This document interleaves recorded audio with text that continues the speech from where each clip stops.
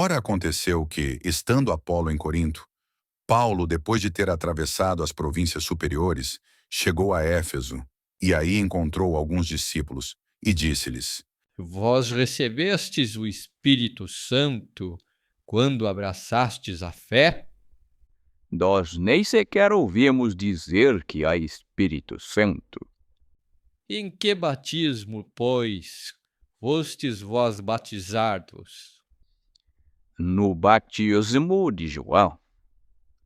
João batizou o povo com batismo de penitência, dizendo que crescem naquele que havia de vir depois dele, isto é, em Jesus. Ouvindo isto, foram batizados em nome do Senhor Jesus. E tendo-lhes Paulo imposto as mãos, veio sobre eles o Espírito Santo, e falavam diversas línguas, e profetizavam. Eram ao todo cerca de 12 pessoas. Paulo, tendo entrado na sinagoga, falou com liberdade durante 3 meses, disputando e persuadindo-os acerca do reino de Deus. Mas endurecendo-se alguns, e não crendo, e dizendo mal do caminho do Senhor diante da multidão, Paulo, apartando-se deles, separou os discípulos, disputando todos os dias na escola de um certo chamado Tirano. E isto durante 2 anos, de tal maneira que todos os que habitavam na Ásia proconsular ouviram a palavra do Senhor, judeus e gentios. E Deus fazia milagres não vulgares por mão de Paulo, de tal modo que até, sendo aplicados aos enfermos, os lenços e aventais que tinham tocado no seu corpo, não só saíam deles as doenças, mas também os espíritos malignos se retiravam. E alguns dos exorcistas judeus que percorriam o país também tentaram invocar o nome do Senhor Jesus sobre os que tinham espíritos malignos, dizendo: Eu vos esconjuro por Jesus, a quem Paulo prega. E os que faziam isto eram 7 filhos de Seva, judeu e príncipe dos sacerdotes. Mas o espírito maligno, respondendo, disse-lhes: Eu conheço Jesus e sei quem é Paulo, mas vós, quem sois? E o homem, no qual estava um espírito maligníssimo, saltando sobre eles, e apoderando-se de ambos, maltratou-os de tal maneira que, nus e feridos, fugiram daquela casa. Este fato tornou-se notório a todos os judeus e gentios que habitavam em Éfeso, e caiu sobre todos eles o temor, e o nome do Senhor Jesus era glorificado. E muitos dos que tinham crido iam confessar e manifestar as suas obras.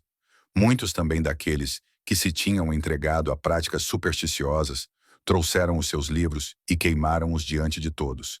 E calculando o seu valor, acharam que montava a 50.000 dinheiros.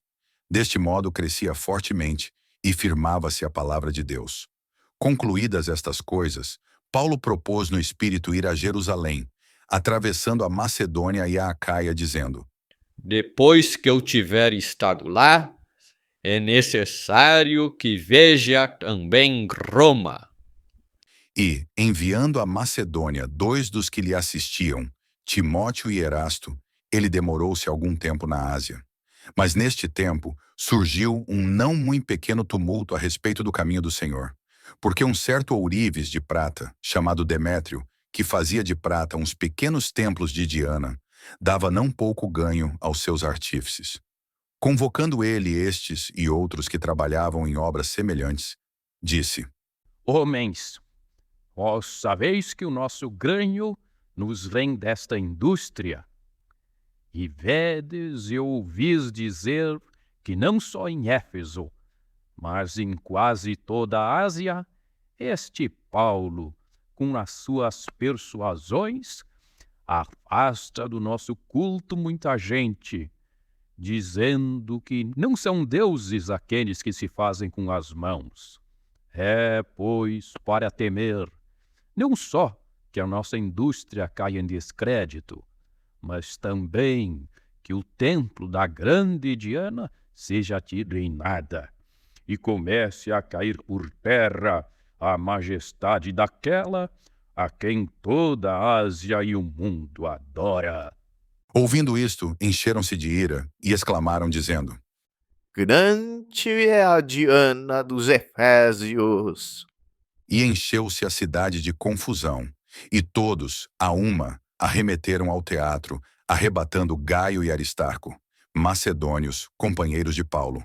E, querendo Paulo apresentar-se ao povo, os discípulos não o deixaram.